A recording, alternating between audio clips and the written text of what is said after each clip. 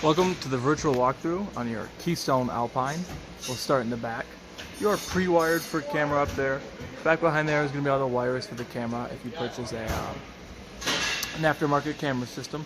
Usually they run power off the marker lights, so you have to have the running lights on your truck on for the camera to be on. In the back you have a large storage compartment with magnetic latches. And the receiver, this is not for towing right there, has a capacity of 300 pounds. So if you want to put an extra rack or a bike rack back here, you can. You have all these storage compartments on the side here. Built-in shore cord. Just use this button to retract it. You will have to kind of guide it by hand to make sure it rolls up nice and even. But it is nice to have. You don't have to carry around a heavy cord. And then when you're using it, you can put that like that, close it in there, lock it up if you want to. Your slides, your sweep seals, every once in a while y'all gonna want to inspect, make sure they're not cracked or dry or anything like that.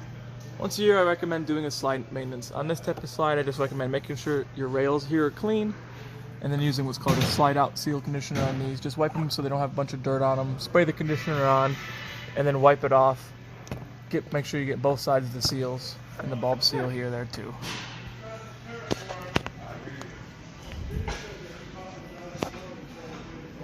Here are your tank dumps.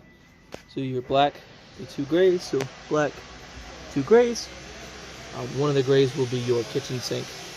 And then the other black and gray will be your bathroom in there. Here, same deal with your seals here.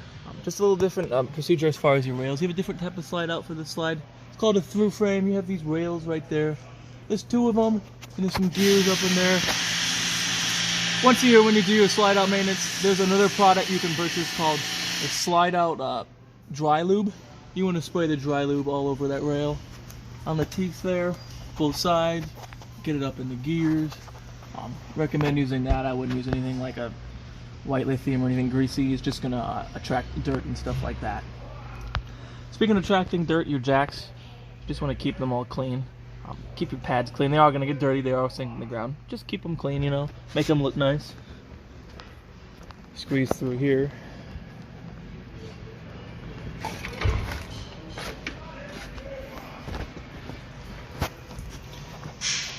Furnace right here. This is your exhaust. It does get hot, obviously. They make screens for these. I do recommend. It keeps bugs and other insects from getting in there, building nests and whatnot. Here is your tank vent. Your fresh tank, you know, when there's not water in it, there's air in it, so the air has to have somewhere to escape. It comes out here. There are overflows underneath, and if you water might come out of here too if you start overfilling your fresh tank. Here you have an on-demand water heater.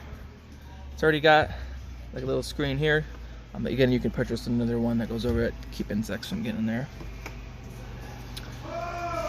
Your water box, your main, where you hook up your water. So this one right here is for winterizing. That's your city, so you hook your hose through there. If you want to use your city water, just normally, you set this to normal. If you're going to fill your fresh tank, you turn it down to fill. Since it does fill off pressure instead of gravity fill, keep an eye out on the sensors to make sure when it's full, you stop filling it right away so it doesn't overpressurize the tank or anything like that, which the vent will prevent. But it's just an extra layer of precaution. This winterized system is very good. The only thing you would ignore on that is your water heater bypass. Since this has an on-demand water heater, you actually do want to run antifreeze through it because there's small copper lines going through it. And if you put it in bypass, there's still going to be the water in there. And if it freezes, those copper lines could crack and it just ruins the water heater. So you want to winterize it out of bypass. You just want to make sure your water heater is off and make sure you turn the gas off so it doesn't try to light or anything like that. Then you'll turn this to winterize on like it is now.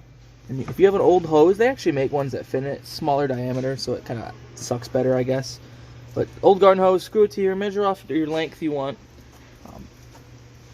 Cut it. You stick that in your gallon of antifreeze. Turn this to on. Now when you turn your pump on, instead of sucking from the tank, it'll suck from here. So you just blow out your lines if you prefer doing it through your city water connection. Then you can hook your antifreeze in through here, turn this to winterize on, turn on your pump, run each fixture until you see pink come out of it. This is a black tank flush.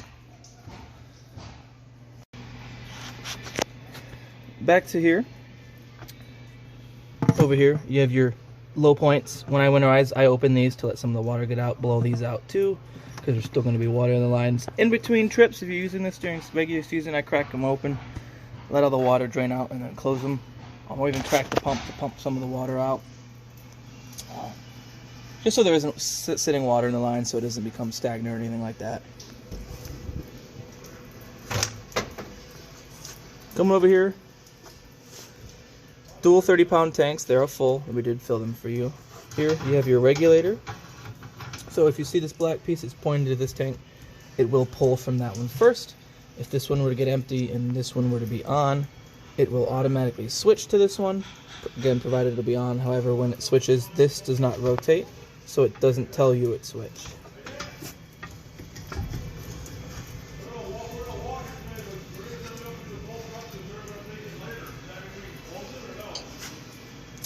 Anyway, compartment, it'll be one of the only compartments on the outside that doesn't lock. That's a safety feature, so if you have to quickly get into it to turn it off, you're not fumbling with your keys. Because your panel for your auto leveling, we won't run that now. The steps are down and we're a little close to some stuff, might shift it. But it's very easy to use. Power it on, hit auto level. If you want to run your front jacks up and down to get it on your truck, you can see how easy it is to use. Up, down, again rear up and down, so you can manually run it if you want to manually level it. There is an all retract. It will retract all the jacks, even the front ones. So I recommend only using that if you're hooked up to your truck. That way the front end of it doesn't nosedive. When you're not using this, turn it off just so it doesn't use battery power. You do need sufficient battery power for this to operate, for the hydraulic system to operate. So if you are low on battery, plug it in, or if your batteries are starting to get dead or need replaced, replace them. Otherwise, the hydraulic system won't operate correctly. Right here, you got a lot of good vehicle information, your unloaded weight. This is how much the trailer weighs right now. Gross vehicle rating, that's the most it could ever weigh. Cargo carrying capacity and weight of water. Tire pressure is there. Coming here, you have your big front compartment. It has your hydraulic reservoir. Now, I always recommend measuring the fluid levels when you're hooked up, because there are fluids still in your jacks.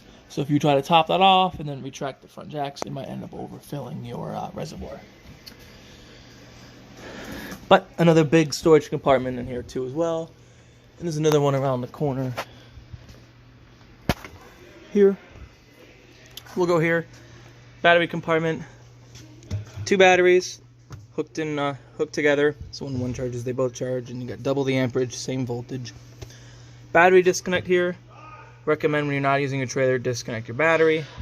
If you are able to store this somewhere with it being plugged in, connect your battery. That way the batteries do receive a charge. If you aren't able to plug it in, disconnect the battery. Make sure nothing drains those batteries. In the winter, I recommend taking them out. If you're not comfortable with how they're hooked up, take pictures before. Just make sure it'll be negative to negative and then positive to positive. You are hooked for solar here. Pre-wired for solar there. Here is that other compartment. Manual jack, I think, to drop the spare tire. This is like the computer for the touchscreen. Up in here, you have a power and a satellite and cable output. So if you wanted to have a TV on like a table out here, you could. Watch TV outside, which I think is really nice. Outdoor outlets, G5 protected, just like the one in there is. So all of these are on the same circuit. If you trip one, you'll trip the other one. When we go inside, I'll show you the reset. Slide out here works the same as the other one as far as you do your maintenance. And then we'll come back to here. More compartments. These ones do pass through to the other side. This one does not. Do have 2 awnings on this camper, so you have awning almost the whole length. Almost. Doesn't go all the way up front. Steps fold up. These ones are hydraulically or actuated, not hydraulics, but the struts help assist it. You can do it one-handed. It kind of stays up there, so you don't have to worry about it tipping and falling on you. They are adjustable with these pins here. There are certain circumstances where you'll have to do a little more adjusting. Let's say if the camper is at a really weird spot, the ground's really unlevel, and this is what happens to make the steps level. Like, you could hit the door, so make sure it clears it. This one you should have plenty of room here. We'll come on into the inside. We'll cover the front bedroom, the front here first, and we'll kind of make our way back. Got a TV in here. Your TV remote is going to be in this compartment right there, as well as your fireplace remote. Got a fireplace. That turns it on. That changes Celsius and Fahrenheit. This one changes the color of the flame, so if you want different colors. Timer, and then temperature.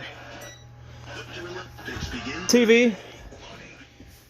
It's on an antenna, but you can. This unit is pre-wired for satellite, so you could hook up satellite if you wanted. It doesn't actually have a satellite, just pre-wired. TV's on a lift, so you have a switch in here, right here, so you can lower it. And it's got a lid,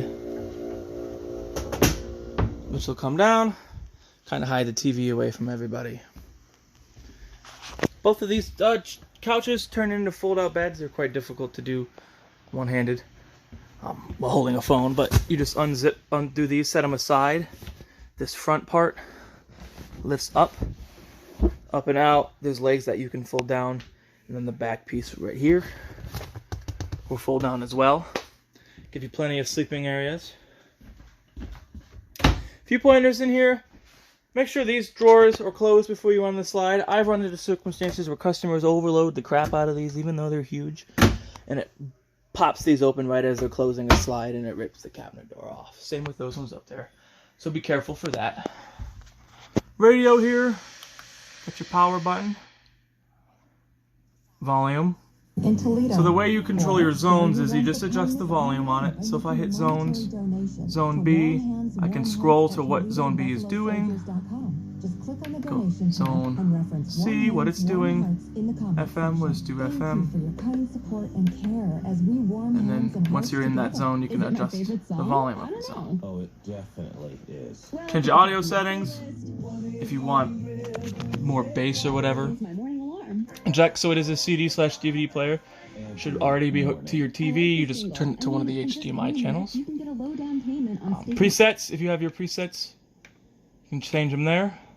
You got AM, FM, disc, which is like, you know, your CD or a Blu-ray. Not Blu-ray, sorry, DVD. I don't think this is not a Bluray player. Bluetooth, USB, and auxiliary. So there's a USB port here and an auxiliary port there. Scan through your channels here. You can set an alarm, a clock.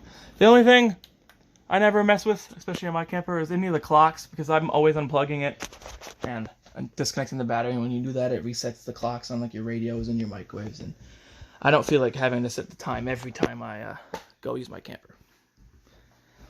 Recliners here. You lift up here to recline and then kind of lean back to get more lean back. You have USB, a light, and then massage here, heat there. Very comfortable chairs. Coming through here, we'll get kind of the easy kitchen stuff done here first. Refrigerator. It's a residential style refrigerator. Few controls in there.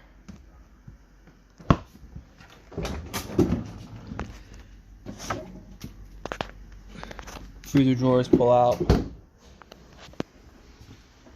Microwave. Oops, this. Back in here real quick. Alright. Microwave. Like, again, almost like a residential microwave. It's pretty big. This one has convection too. Stovetop. Turn to the flame.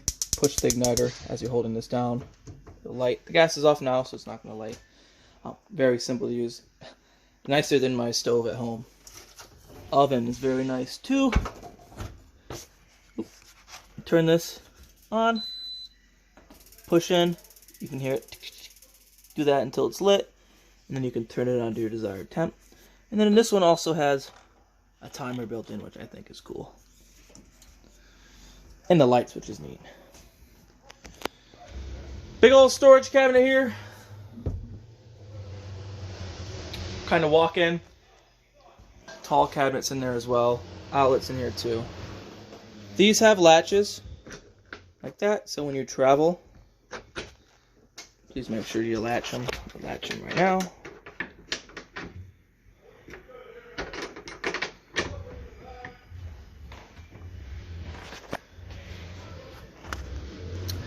Plenty of storage drawers here.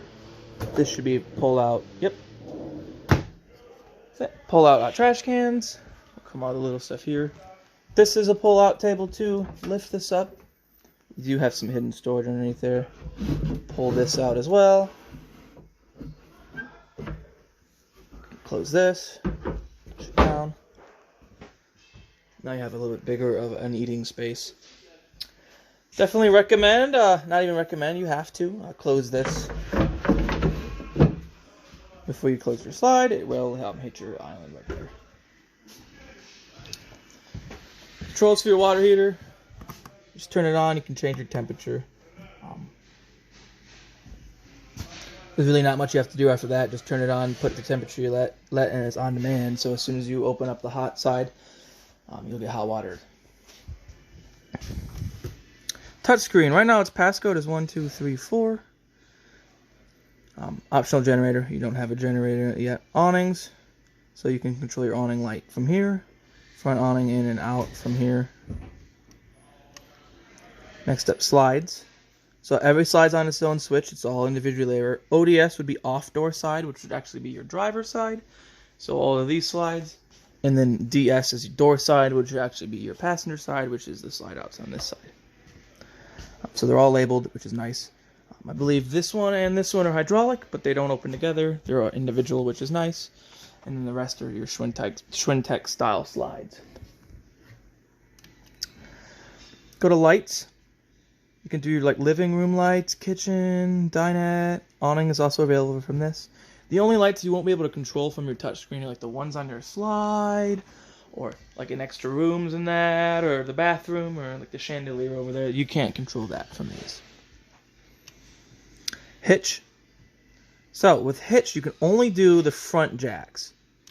But the neat thing about that is, this is, you can pair your phone to this. Download the in-command app. Open it up. We'll actually go to settings here real quick. You go to Bluetooth, pairing, pair your phone to it. On your phone, on the app, it'll say syncing floor plan. It's just kind of learning what camper this is, so it'll be like a copy of the screen. And then, while you have your phone in your pocket, you can open up the Hitch app. If you're backing in your truck, if you are towing this yourself. If the front of the trailer is too high or too low, you don't actually have to get out of your car, walk up to the control panel for the jacks and raise and lower. You can just pull out your phone, open the app, and then use the hit setting on that to raise and lower it while you're still in your truck. While we're in here, we'll touch more of the settings. Bluetooth, Wi-Fi, you're not hooked up. Some of these are pre-wired for Wi-Fi. You have to buy the Wi-Fi extras. Passcode, you can change it. It'll ask your current one, 1234. Change passcode, clear it. Reset all the settings. Floor plan, it just lets you know what your floor plan. Don't fiddle with that. And then the only other thing I recommend you can play with, date time. You want to change that. Brightness, if it's a little too bright or not bright enough. Calibration, it is a touchscreen. Sometimes they need recalibrated. And then you can change your passcode if you want. Tank heaters, this is a tank heaters, fresh, gray, and black. So if you are camping in the winter and you have stuff in your tanks, you're worried about freezing, you can use your tank heaters there.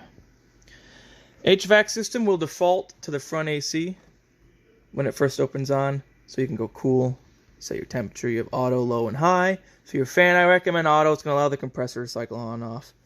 Turn that off. If you want heat, you have to go to rear AC. It has fan, cool, same auto, high, low, and then heat. Then one more auto. So what that is, they'll say you always want it to be 65 in here. It'll know what appliance or what HVAC system to run, whether the furnace or the AC, to get it at your set temperature. If you have changed the time or your desired time, you can schedule start and stop times for it. So if you want it to stop at night, so your AC is not running at night, you can. And then back to the settings right there. Exterior lights will just do the awning lights there. Water pump turns on and off your water pump. Interior lights will shut off all the main lights. Like I was saying, the one in there won't turn off, and there doesn't turn off. Water pump, oh, we already covered that. Then you can read your battery voltage here. It's full of water from testing, so, but that's what your meters will look like when it's reading. So that's what a third will look like. You can imagine 2/3 in full, so fresh and gray, just from water from testing. And that's pretty much it for your touchscreen. You can go home from this point. Oh, here, sorry, shuts it down. No one can fiddle with it. The only thing we ask, if you ever change your passcode because you're worried about, you have kids or strangers, you don't want to break in and use it. If you take it in for service anywhere, tell them what your new passcode is, because we don't have a override or a technician's no manual way to get in without your guys' passcode. Come in over here. Got a light switch on this wall here. It does your ceiling fan up there. The cord can adjust your speed. Button for your fan vent there. So if you turn the fan on, it should automatically start opening. Sometimes they get stuck. There we go. The fan's on, turn the fan off. And shuts off. You can open it by holding the up button.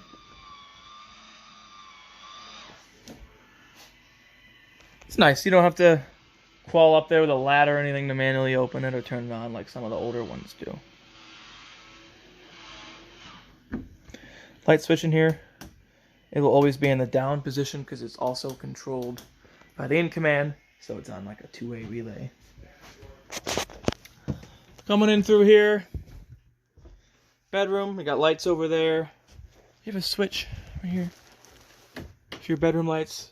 They aren't controlled on the in command because they're on a dimmer, which is nice. Outlets there. Again, door when you travel latch. Your own TV in here. The remote for it is in this door here. You should have storage up underneath the bed. Lots of storage. Put extra blankets and whatnot in there. Bathroom doors, just like all the other doors. They latch on you travel. Switch in here. Normal switch. Toilet operates like any other RV toilet with the foot pedal. Shower, the nicest shower I've seen in any camper so far. Nice big old shower head. You could fit like 3 or 4 people in this thing. Like your house style, normal residential style. Faucet for it. Trifold sliding doors.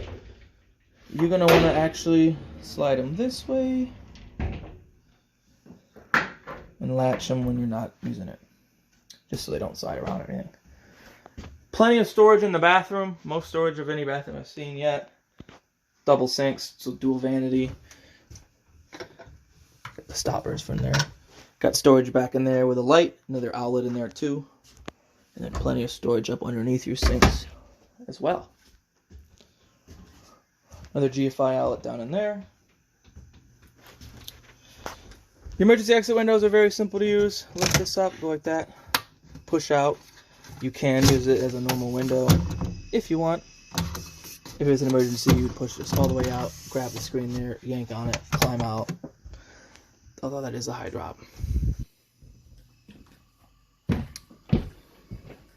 Down in here, something we mixed in here, your LP alarm.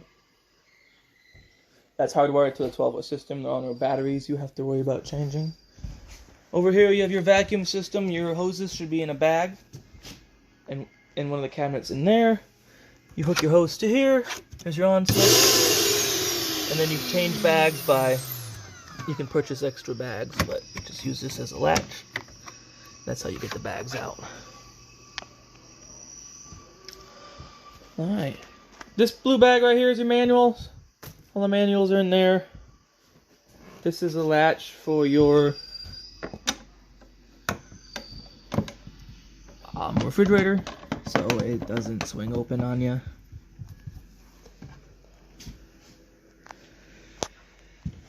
I'm trying to think of any other little thing I missed on the inside.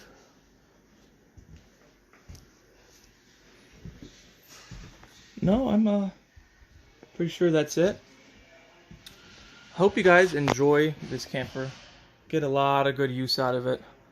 This is definitely one I would purchase for myself if I could. Hope this video was informative enough. And you guys have a nice day.